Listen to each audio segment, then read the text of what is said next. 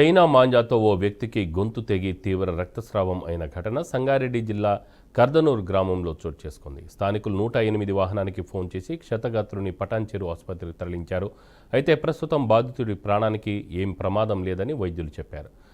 పటాన్చెరు నుంచి శంకర్పల్లికి వెళ్తుండగా ఈ ప్రమాదం జరిగిందని బాధితుడు వెంకటేష్ తెలిపాడు.